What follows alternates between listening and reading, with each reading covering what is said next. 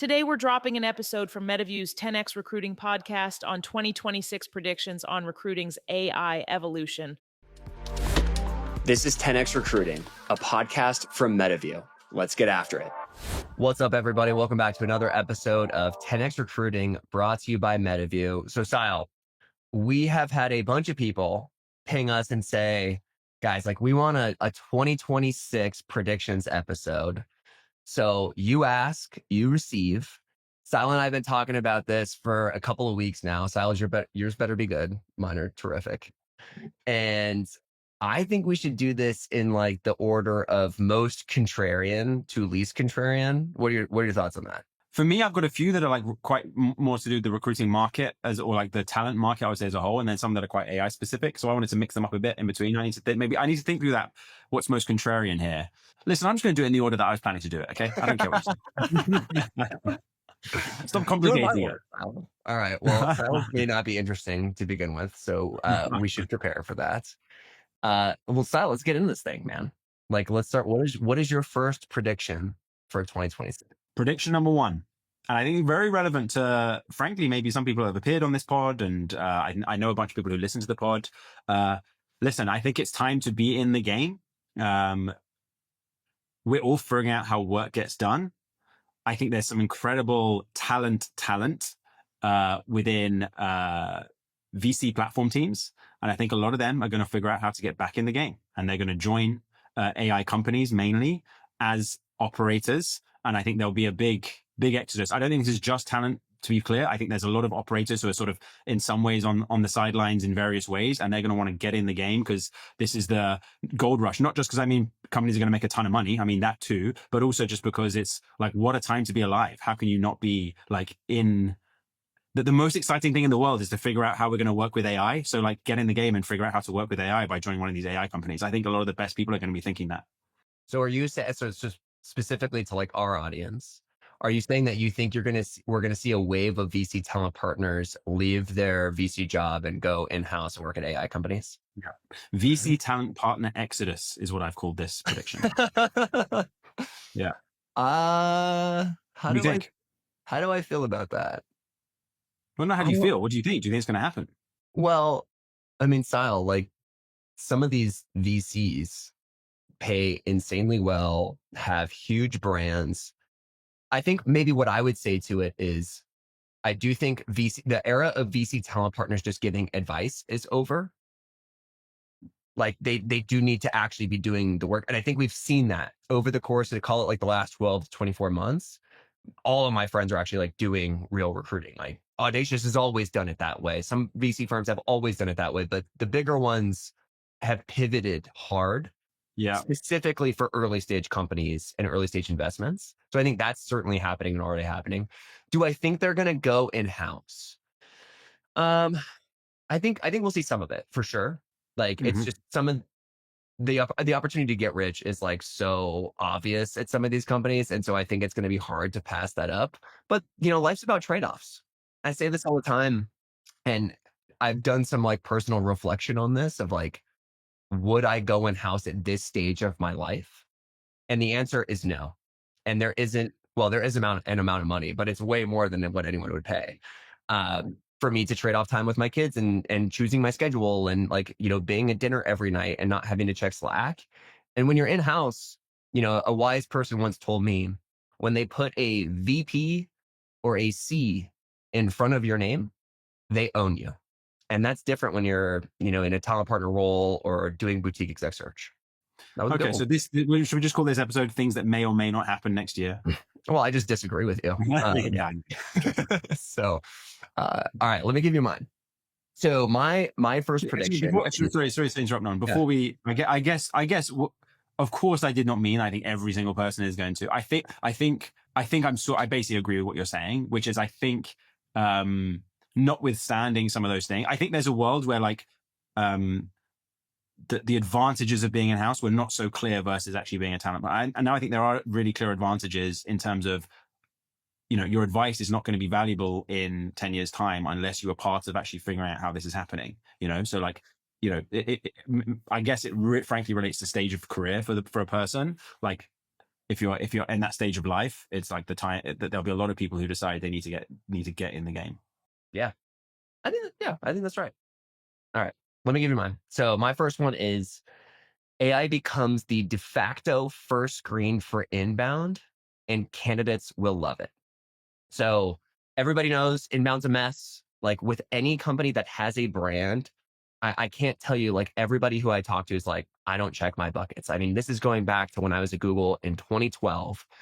It was the joke. We ended up hiring like a team offshore. They couldn't get through everything. AI will help, but the era of the resume as the only thing that we ask for when we have a big brand as a company should be over. It doesn't make any sense. Like how, yeah, I could tell some things based off of the resume, but why not ask for another piece of information while also explaining to the candidate why this is good for them and why they will stick out and why the inbound bucket of the past is no longer the future. And so you should do this. And I think people are going to start getting hired this way. And I think it's going to make candidates more likely to be okay with AI introduced that early and getting them even more comfortable with AI assessing them in other ways throughout the interview process. Yeah. I think you can totally frame things as like you're collaborating with the AI to make it clear who you are and what you're about. Essentially, it's not even like there's an assessment occurring, and whether the AI is part of that it's very connected. It doesn't have to be the case though. It may well be, but it doesn't have to be.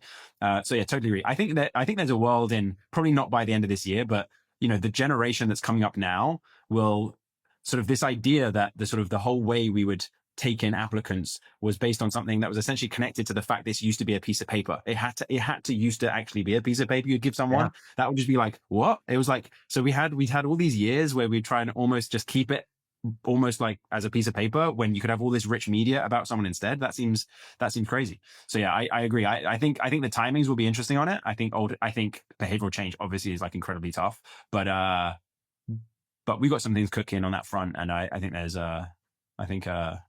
there's exciting things afoot. I agree. You're talking about you said screen. Can you just explain to people what you mean by the sort of, when you say screen, what do you mean? I think it's going to be different. Well, it will be different for different companies and different roles. So I'll give an example. I'll start with like a basic example is like Chipotle is actually already doing this right now for line workers. Like literally right now, the application process, because they're using a new company that's doing this, it's just texting. And they're assessing like how they respond and like, their communication, all that stuff on text. The next level up, I think for tech, for the majority of our audience, is going to be SDRs. So like new grad, given the unemployment numbers for new grads, and most companies aren't hiring them, but some are. Like, why would you go to campus and waste your resources that way? Like, it's such a crazy thing for a company to do, when instead you can just institute more friction. And so an example of this would be like, submit your resume. In addition to that, here is a link that takes you to a one-way dynamic AI-based interview. And it's going to be like 5 to 10 minutes. And what we're going to assess there, especially for like sales folks, is their ability to communicate, how well they get across their point, how succinctly get across their points, those sorts of things. I think AI can handle today, but nobody's doing it. I think the contrarian thing about what you said is probably not that this will happen. It's probably that people will love it, right? So let's dive into that in a second. The only thing I would disagree with what you just said there, though, is AI is capable of doing it today, yes. But I think a lot of these things, as with everything, when you're truly automating a human process, it's like the last 2% that is the hardest. And actually people like get held back if it can't complete that last 2%. And we're hearing that a lot, where, actually so many candidates that are spoken, you're getting way more, like if you just think of the amount of video media you're getting through your recruiting process, what you're describing is a situation where you get way more video that someone or something, some form of intelligence has to review, right? Because right now it's a piece of paper. You're saying we're going to be some video. And actually the amount of times that the clarity on what the AI should recommend you do with this candidate, it might only be some like low double-digit percentage of times where they flag, hey, I'm not sure what to do on this one, someone should review. But in absolute terms, it's creating a lot more work for the people because they have to then go and watch that video and pass a judgment. And so actually, given you basically yes, you're in a way you're increasing the friction for the but you're reducing the friction of like essentially having to review how many conversations you have to review, and so people having to spend more time than they were before reviewing videos. So that's what we've heard so far. So I think the question is, can you get to the point where the economics really do make sense and the AI's ability to conduct a high quality interview or ask the right questions dynamically and gauge and assess the responses are such that you don't need this like overinvestment in human in the loop. Yeah, so totally agree. And this is why I think new grad specifically is like where you start, because there's going to be a ton of inbound anyways. Also, you can like make more mistakes there. They're also like more AI native. So they're going to be used to like the experimentation in this topic.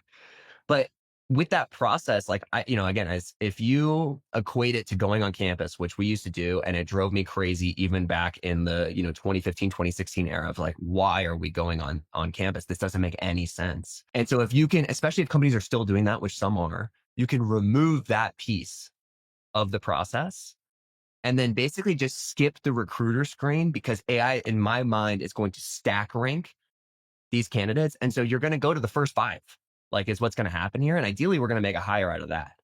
So I do think it's going to dramatically reduce the time spent from recruiting and interview teams and make it a better candidate experience.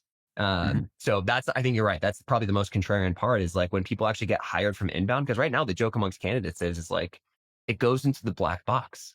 No one sees my resume. Okay. What's number 2 for you? Okay, if that is your most contrarian one, then I do actually have some contrarian ones, and we're gonna. Okay, where should we go? I will say I'm gonna flip up my order. We make significant strides. Like the sort of the full version of this is the ATS becomes invisible, and what I mean by that is, it's not my job to play with the ATS. It's an AI agent's job to go and fill that shit in. Okay, and so I don't interact with the ATS. My AI agents do. And so this idea, this almost sort of idea, frankly, that certain members of the recruiting team live inside this ATS and do all this work and move this thing around here, change this process. That's not like, people are not going to do that. You're going to spend much more time out there in the world actually doing the work, as opposed to sort of setting up the system to do the work. And so I think increasingly, the ATS becomes invisible is my second contrarian prediction. Okay, so this is where I hard disagree this is happening in 2026. Like we might be pushing it in 2026, but we'll see how far we can get. I see what you see. That's really interesting. I hadn't thought about that, but you're totally right, of just like how much bullshit is just like moving a candidate from stage to stage, when clearly like Metaview should be listening during the weekly sync and then just do that shit after and say, look good, look right. So like that should happen, but there's still a lot that's associated with that follow-up. And so one of mine that's upcoming is, I'll talk about this, but like, say we say, okay, yeah, Sile, we want to move forward to an on-site interview. Yep. It's not like, oh, automated, like send an email. Like you got to get on the phone. You got to build the relationship. Exactly. Yeah. But like, that's where I don't think you're removing that much work. I'm not saying that it is removing that much work, to be honest. I'm just saying that it's not, that's the work about work. You know what I mean? So people are going to do the work, which is calling the candidate and keeping them warm and keeping them engaged. And I'm going to be, obsessing over my talk track for that, and maybe having that one extra minute with the hiring manager to clarify what does he or she think I should be, focusing on that call. I'll do that for sure. I just won't have to make sure it's logged, because that's just. Okay. I like it. All right. That makes sense. I'm aligned. Like the work about work is dying for sure. And AI is going to help kill it. Got it. Hey everyone, we'll be right back in a moment after a word from our sponsors. Hey everyone. So if you haven't had a chance to subscribe yet, Nolan recently teamed up with the good folks at Metaview to bring recruiters and talent leaders a truly great podcast tailored to them. Instead of fluff and buzzwords, they bring you real in-the-trenches stories from the world's best operators. Instead of the same recycled opinions on LinkedIn, you'll hear Nolan's signature contrarian thinking and debate. Instead of theory, you'll hear actionable tactics and real metrics. Check out the 10X Recruiting Podcast today to hear from leaders who've built elite talent machines at companies like Vercel, Coinbase, and Uber. Search for 10X Recruiting on YouTube or wherever you get your podcasts to subscribe. All right. I have a 2A and 2B. So 2A is 90% of sourcing will be automated by the end of year 2026. So I used to spend 20 to 40% of my week, literally just like looking for the right candidate on LinkedIn. Like that was a huge chunk of my week. Obviously, like we've launched a tool, like Metaview's tool on this is so gangster. And this is part of the reason like I have conviction on this. I don't think I'm ever going to go to zero. Like maybe I can see it, but I still like, I don't know, like this is probably like the Waymo analogy of like, if my Tesla or Waymo can drive me everywhere, will I never drive? Like I'm probably going to drive sometimes. So I see like a huge portion of that being automated by the end of the year as AI and tech gets better. Now, 2B is outreach automation will be an unmitigated disaster. Okay. So everyone thinks sourcing and outreach are the same thing, and they're not. They are entirely two different things. Being able to find someone based off of a spec that I got from a hiring manager on LinkedIn is completely different than getting that person to get on a call with me. And I think the amount of AI slop we are going to see from outreach is going to reach unprecedented levels. It's already bad. I think it's going to get way worse in 26, which means there is significant alpha for intentional, custom, thoughtful messages to candidates. Love it. The reason I'm trying to find a message from someone who messaged me basically a similar sort of thought. I just want to be extremely frank with you. I've spent tens of thousands of dollars with company name, like sourcing tool names and other natural language search tools. I don't know how you did it. Seriously, you guys out-engineered every single one of those players. It's absurdly good. In the future, the sourcer is eliminated and you focus on elite candidate experience with outreach and follow-up. And the thing that I thought was really interesting about that is exactly what you described. And I was honest, this was sort of, I learned this through him's message, actually. He has them separate in his mind. He sees his ability to do this elite outreach. He's very AI forward. He is very like, cut the shit. This is going to replace a lot of my work. He's not like, he's not coping by saying, hey, outreach is like I'm not saying he's definitely right, but the fact is in his head, he's like, no, one of the things I need to be really great at is getting people on calls and doing great outreach. And that's actually what I want to spend time focusing on. And Metaview is going to help me get there. So he's like very, very aligned with you. I don't think that, I basically agree. Like we've seen this with the sales, right? Where these AI SDRs absolutely sort of spam people to shit and you can get some initial spike in people, but you sort of scorch the earth and you can ruin a reputation. I don't know. I wonder whether I definitely know Metaview has learned a lesson on that. So yeah, but I can imagine people loving the idea you can press one button and a million emails get sent to people and almost see where you go from there. And that wouldn't be every early stage founder style. This is every early stage founder who just raised money, who hasn't really built a team before, is going to be like, oh my God, I can just press a button and it sources and does the outreach on my behalf. Like it sounds so good until you've actually like been in the arena and doing that and seeing how it pisses people off, or even like being thoughtful about your own inbox and how stupid the outreach I get is. It's so bad. So I think it's going to get worse. And you get like a sort of sample bias in the people who reply, right? It's because if it is bad outreach, actually only maybe not the best candidates reply. And so you think, oh, this is all terrible. So you sort of like actually get into a bit of a doom loop if it goes wrong. Basically, did you ever do like any form of online dating? Literally never. I've never even seen an online app. I met my wife when I was in high school. Okay, cool. Well, I've heard that some people, when they used to do this, obviously you have like this sort of swipe right, swipe left concept in some of these apps.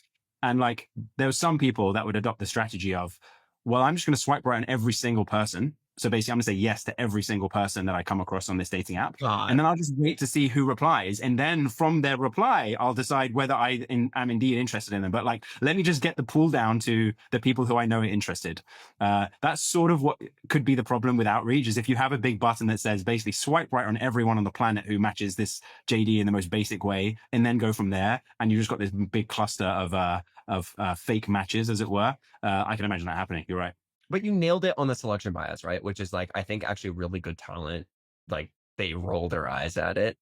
And then I do in Superhuman, I go Command K, mark as spam. And then never hear from you again.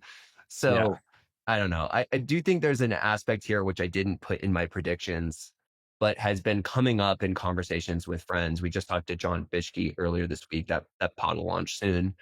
But John's prediction is like the candidate's agent is going to talk to the company's agent, and I'm still like working, like my brain hasn't fully connected the synapses of what that looks like. Like I need to see it in order to believe it.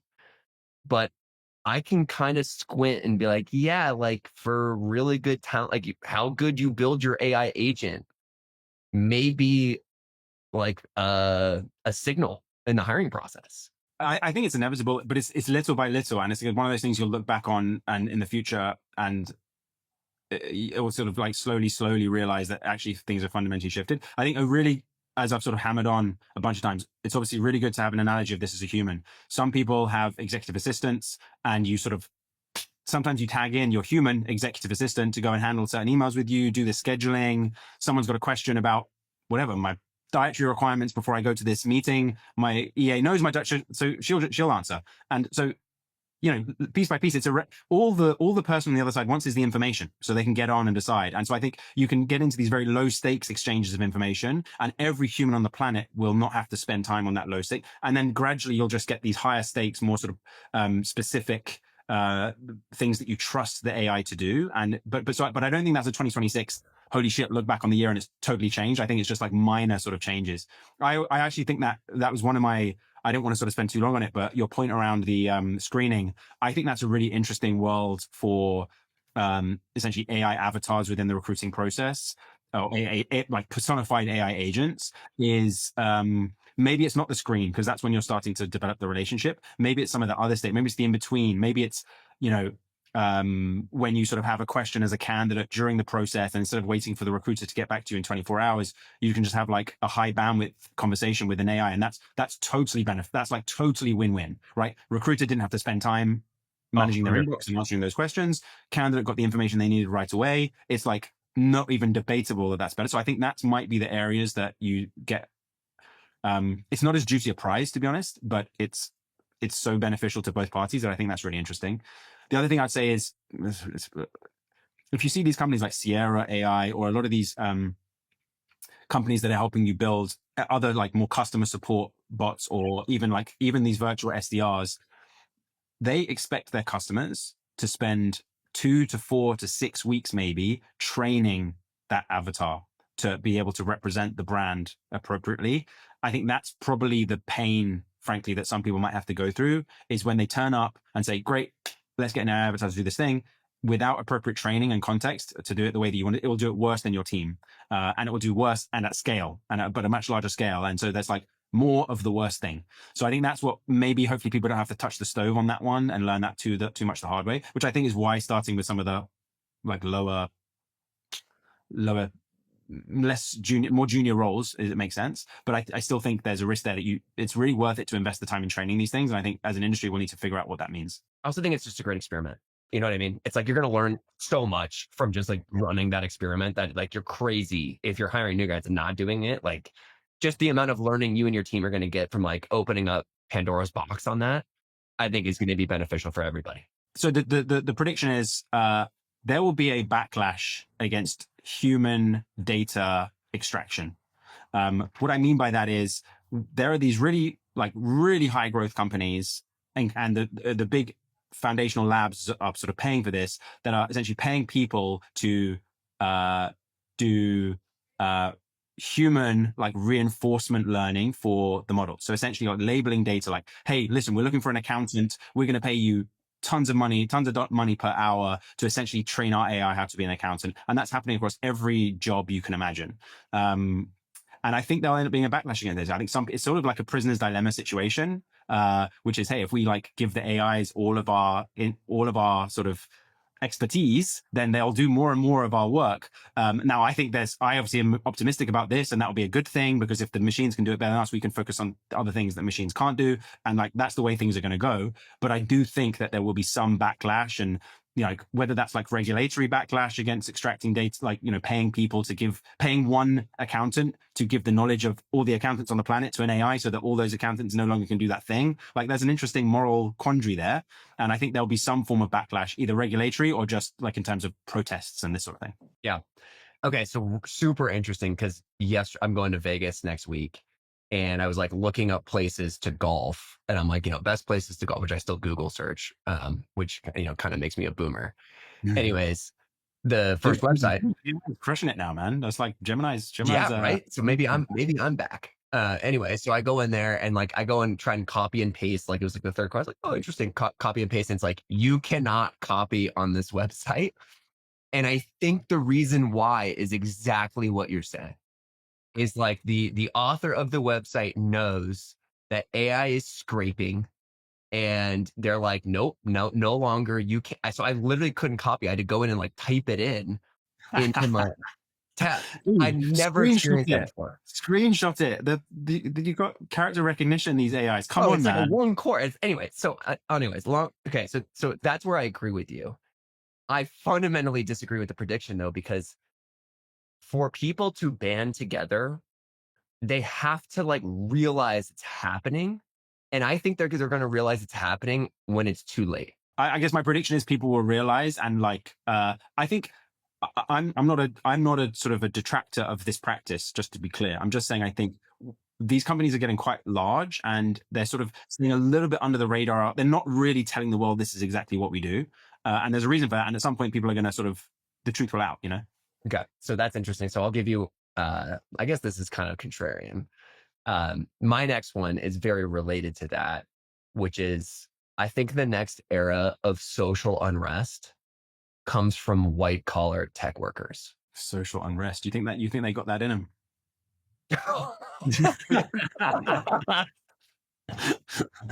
Oh my God.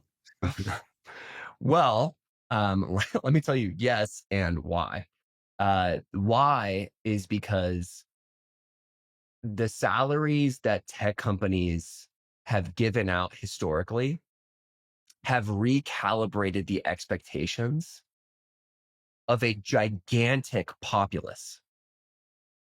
And now as companies have, and, it's not just AI, right? Like, so it's not because of AI, but it's like, a couple things, right? In 2022, obviously like ChatGPT came out and companies got leaner, right? Both things were true.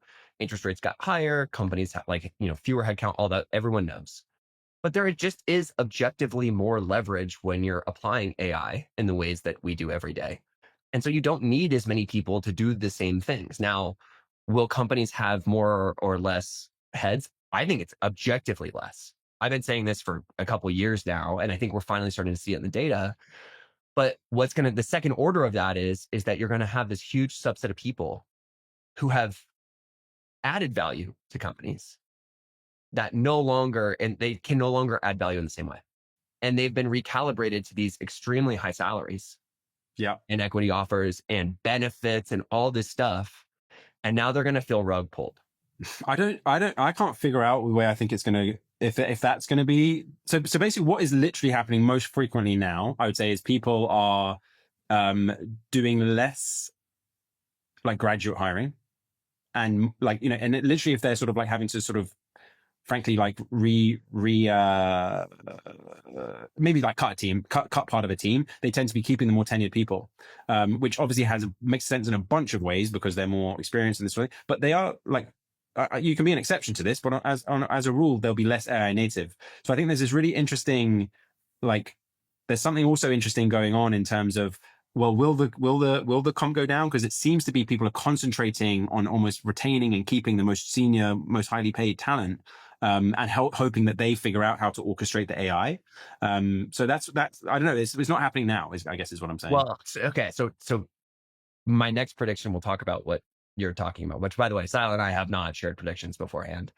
No. But what I'm specifically saying is that headcount is shrinking at companies.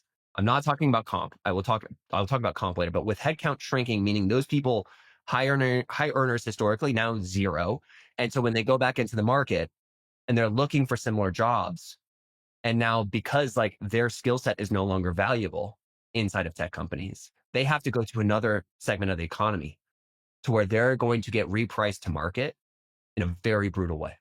And you think it'll cause, what type of unrest do you have in mind? I mean, we've already seen it. Like Mandami was just, elected in New York. And I think a big part of the reason why is like these jobs are no longer they're not proliferated in the same way as they were for the last decade. They're so much harder to get. And I think there is economic frustration. And I think we're going to start to see it manifest a lot more. So I think you're going to start to see like more of those types of candidates getting elected. I think you're going to see people get really upset with like what tech companies are doing in their neighborhoods. So like, no, we're not going to give tax breaks anymore for you to open an office here because like it's a data center. You employ 25 people and you're going to take all of our power. So I think those are the sorts of things that we're going to start to see. Yeah. It's, I don't know if you have this, but I'm sure you do, like in the US, but in some cases when you have like state-owned land that they want to build, let's say apartments on top of, you sometimes get a scenario where you have to, as the builder, as the sort of the private builder of that apartment block, you have to sort of commit some of it to a library for the local, part of it has to be a school. You have to also like contribute to the school being built or the library being built or things like, I wonder if we'll end up with a lot of that on data centers as well. Like, okay, you're going to build a data center, this is for AI. You have to sort of like do this thing that's for the general people's good, or perceived to be for the general people's good. Maybe that will be, and that will only happen when people force it, obviously. So you need the sort of, whether it's unrest or whether it's just democracy in action, I don't know. But yeah, interesting. Yeah. What's your next one? Okay. I think we will start to see the emergence of job titles that are agent managers. So, i.e., you are a manager, you are on the management track of like within levelings within a company. You have no human forms of intelligence that you manage. You purely have artificial intelligence that you manage. I think that's going to be a very this is the decade of agentic AI. To get the most out of it, you need to embed it into your organization and orchestrate it. And there are some people who are better at that than others. And those people are going to be agent managers. It's going to be a high status management role. I like it. And, if we just go back to sourcing, right, which was one of my predictions earlier, I could totally see one person in charge of agentic sourcing, right? Because like you got to calibrate the agent. You got to make sure that it's like getting all the right inputs. You got to be searching for new software or new agents rather that are launching. And so you're kind of like the captain of like one of those ships. I can totally see that. I like that one. And just as if you ask any people manager or anyone who has an opinion on people managers, like what's the number one most important skill? I think fighting it to be number one would be like communication. How good are you at communicating? What separates, you might be a mid IC, but you could be an elite manager. And the thing that'll make you elite is communication. You could be an elite IC and end up as a mid manager because you're not great at that communication. And it's very similar with AI agents, like literally that ability to understand where an agent has gone wrong, communicate to it in frankly a very usually quite a human way, but sort of it's almost like a new emerging skill, obviously, how to communicate to AI agents, and build up sort of almost like what's akin to rapport. So you sort of get each other over time. I just think that's going to be a real job. And again, some people will be better than others. Sourcing is a great example. Like I imagine a world. One of the things that's lacking in a lot of agentic products at the moment, including Metaview, to be fair, is almost like perf review of these agents. Like, hey, this agent is out there sourcing for people. Like, has it found good ones or not? And like, where's it going wrong? And do I need to get in there and coach it? And it's like, hey, you keep on getting this wrong on this thing. Like, let's add this to your sort of bit of context. So you never get that wrong again. Okay. And that is literally, again, the analogy with how you manage humans is like very strong. That is literally what people will do. At the moment, we don't have enough of almost the heads up display. And of course, perf, when you do it with humans, is terrible, right? You talk to them like once every half a year or something, or this sort of thing. Whereas if you literally have like a fire hose of insight you're getting about how this agent's performing all the time, and we can work out how to help you visualize that and understand what to do to improve how it's performing, then, you can obviously make it super effective. So I think that's going to be a really cool job of the future. And I think we'll start to see it this year. That's really well said. I really like that. That's super well said. And to be more poignant on it, 2025 was the year of just like agents 2026, what you're saying is it will be the year of agent performance. Like you're actually going to get value from this thing. Because like most agents in 2025 are dog shit. And no one really says that. They're like, oh my God, they're all forward casting. I'd say I think it's just unpredictable. I think that's what I think, and your ability to exercise control and make it so that it's going to do a good job for you is it's sort of like a little bit whimsical. Like, how do you figure it out? And sometimes it works. Yeah.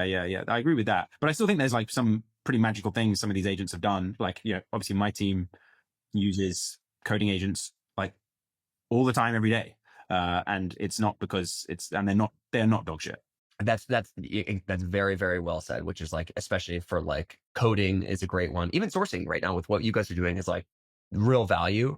For the most part, it's been all hype. I think next year will be about performance and substance. There's one thing that's quite interesting right now. We see it in our data, and even like I've started sourcing a lot more since we launched our agent because it's a much more fluid way to do it. Is you sort of can get sometimes you might have like you've been working on this, you're having this conversation with it to find people. It's not going the way you want it to. You just start a new one and sort of start again. That's like the best way to sort of like is to just sort of start again on it. So I think it's quite interesting to think how is that going to persist, that you just think, fuck it, throw that away, I'm gonna start again, like almost like new context window, and let's start again? Or do you start to almost think of, hey, this agent who I've got working on my AE searches, I'm like invested in making this a success, and like when it doesn't work out, I'm gonna like address that and make it, because it still has a lot of context that you've built up over time that you want to maintain. So it's going to be interesting to see how that literally, like almost the analogy, develops over time. Yeah, I like it. All right. My next one. 2025 was the year of $100 million offers for researchers. 2026 will be the year to where crazy things happen for non-technical talent. So we've already seen, like, I'm basically a piggyback. I was thinking about this, and then the Growth by Design news happened. So for those that don't know, Growth by Design was acquired by Cursor, acqui-hired, whatever happened. I don't know how much. All I know is that, like, I know Adam, love Adam. For him to disrupt his lifestyle that he had, which was dope, to go work at Cursor full time, had to have been pretty lucrative. And so I think and that's like, very respectful, nothing but positive things to say about that whole team. But like really what happened there is like they're acquiring Adam and Mike. And the reason why they did that is because there's no one else like those two guys on the planet. Now, those guys are not designing anything that has to do with the LLM. And I think you're going to start to see that in other functions of like this notion that, oh, well, this is our cap on comp, or like, no, you're going to start to see creative again with the very top of the food chain. Kelly, my podcast host from HR Heretics, talks about back in the day at Yahoo, they used to give away like Jeeps as part of the sign-on bonus, which when I say it out loud sounds like from another, like it feels like Jurassic Park of like, that's like another world. Yeah. But I can see it happening again. I really can, because how do you get people off the sideline to come do the thing that they're so uniquely good at? And it's not just build the model, because one thing is building them, then we got to go sell it to people. Then we got to go grow it. Then we got to go build the rest of the team. And so when you start to think about it, you could start to see the New York Yankees, or like, make me throw up right now, the Los Angeles Dodgers of tech companies. And it's not just like, we need a great pitcher and a catcher. We need elite at every position on the field. Yeah. And those people have extreme agency today. And so how are you going to rip them out? Yeah. And I think you're going to start to see crazy shit. Yeah, I think that's like the same theme as my point on the VC talent partner exodus, to be honest. Maybe know the market sort of better and where those people are coming from. But yeah, I think it's like the same gist. I think, yes. And it's purely because I think the next 2 to 4 years are just an absolute race. Like we are determining who the sort of platform generational companies of the future are over the next 2 to 4 years. And the prize is so big that not having the best person in every position, to use like the baseball analogy, is like, it's not worth, like, you might just don't take the risk. Like, do not take the risk. We've given you, $1 billion. Like, frankly, Exactly. you only need to break off a little bit of that to really change some very, very talented people's lives. So yeah, I see that for sure. I wonder whether part of this is like, like who is like actually the real brains behind like the winning Formula One team, right? It's obviously not the driver, right? The driver is just the person who has to like make sure this thing lives up to its potential. This car that are the It's Helmut far Marko smarter at Red Bull. I know exactly who it's Helmut Marko at Red Bull. Yeah.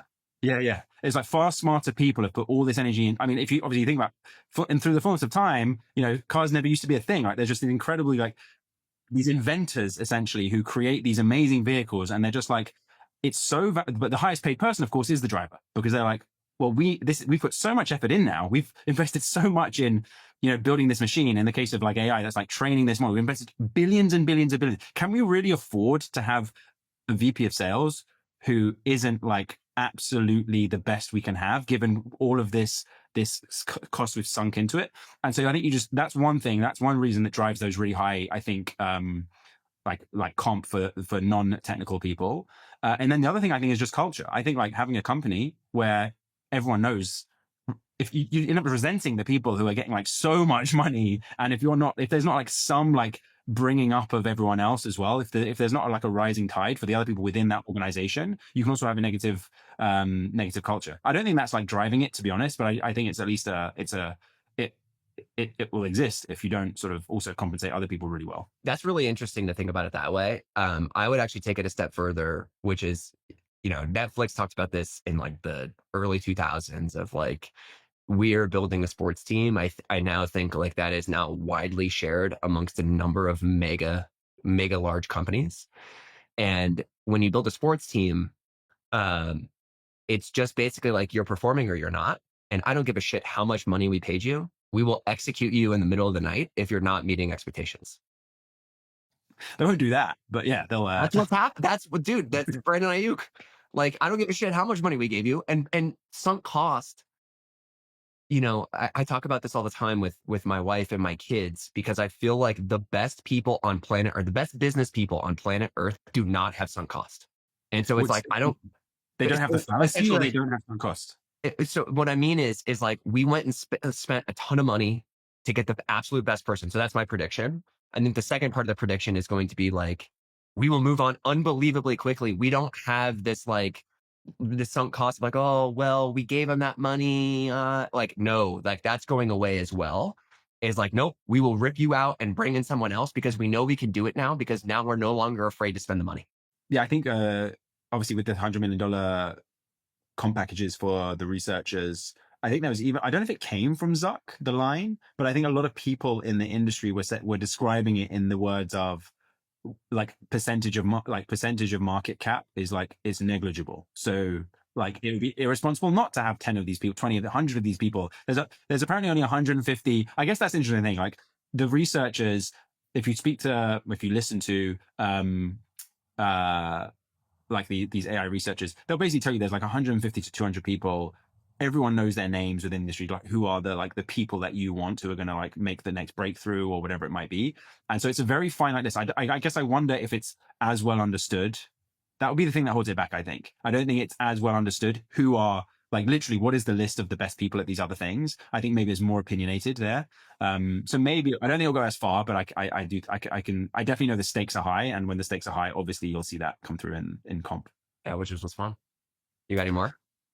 I got one more. It's more AI sort of specific than recruiting, but I think you will really start to see the foundation labs. So, you know, OpenAI, Anthropic, obviously Google already do this, what I'm about to say, but OpenAI and Anthropic really move deeper into applications. So if you think about right now, OpenAI has one really popular app on the consumer side, one popular application, ChatGPT. Sora is like emerging. It's getting more popular. That is their game. They're going to go like all in on trying to build that consumer application, I don't know, marketplace, but like suite.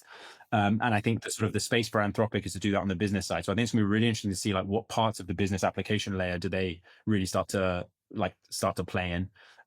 So yeah, I think there'll be like just very significant moves into the application layer by those players. You know, I've been hearing other people say that, and for whatever reason, when no, that is a completely novel, completely new thought.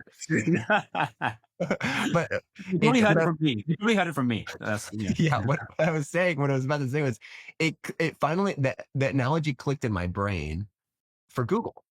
Like Google, think about all the apps now you have in your G Suite, right? From Gmail to Docs to Sheets to presentations. For whatever reason, I hadn't thought about it the same way for LLMs. Like people keep saying, I'm like, okay, yeah, like I heard about the Pulse thing, like, oh, like kind of seems like a party trick right now. But like obviously, like by like no, they're gonna build apps because they have this one, they have, two, well, they have one piece, which is the LLM, which is unique to like them. And then the other piece is they have unique data on you because you're just vomiting your entire life into this thing all day long. And so, like, yeah, my imagination probably isn't good enough to think about like what apps are going to be the killer. That's why I'm not a product person, turns out. But obviously, like if Google did it for the G Suite, and it's like part of my everyday. I'm looking at my Google Doc right now.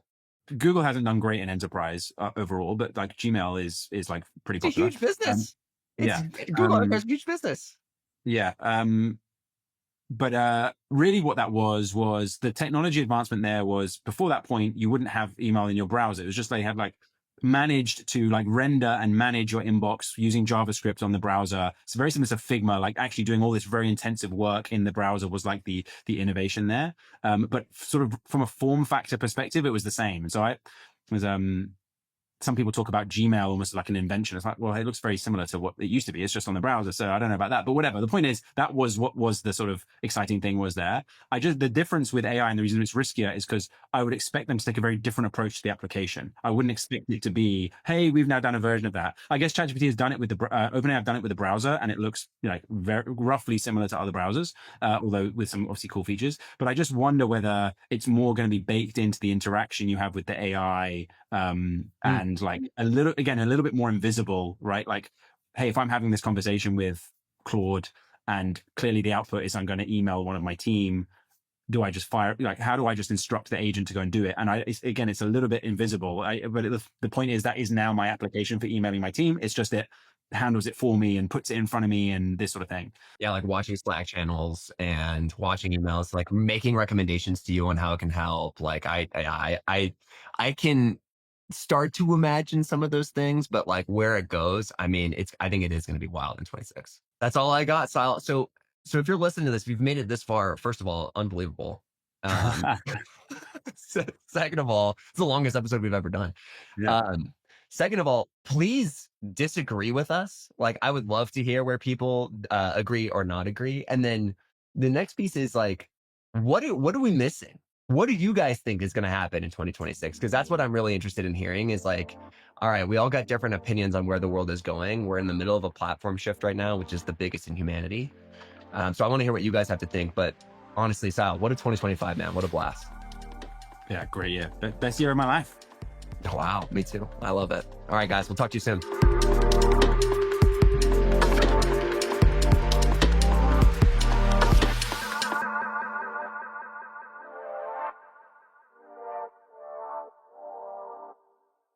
HR Heretics is a podcast from Turpentine, the network behind Econ 102, Moment of Zen, and Turpentine VC. Subscribe, 5 stars, share it on Apple, YouTube, Spotify, anywhere you get your podcasts, all the things.